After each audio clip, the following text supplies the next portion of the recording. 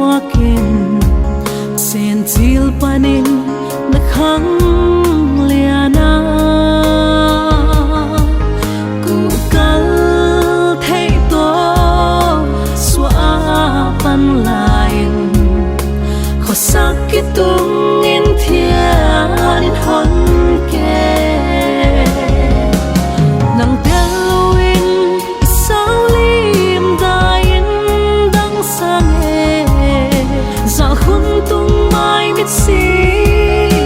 lowin hon geling tang bang dam kho lai ut hi nang e hun sa nai ki ve nge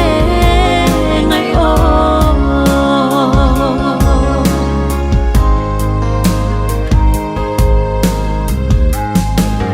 nang ngai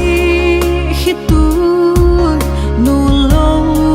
ding en iswan nau tua in he hong nem e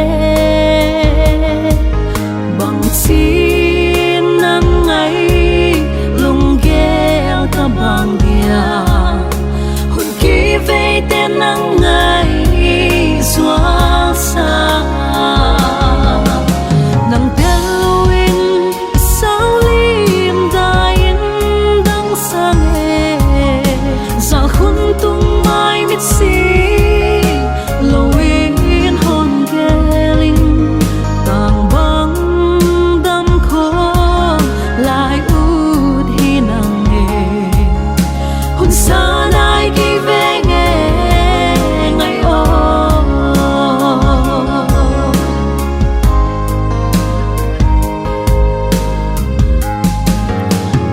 lai ve vang thian mang biak bu zuan zo loa na zong in na thai le von ten a zot hun chia se lung na kim na pho ki ke in nang telwin saulim dain dang sange za khun tung mai mit si lowin hon geling tang bang dam kho lai ut hi nang e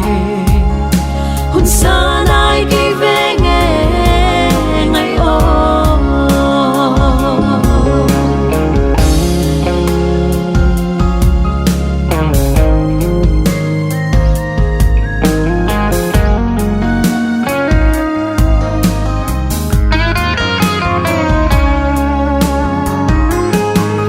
thang van na ki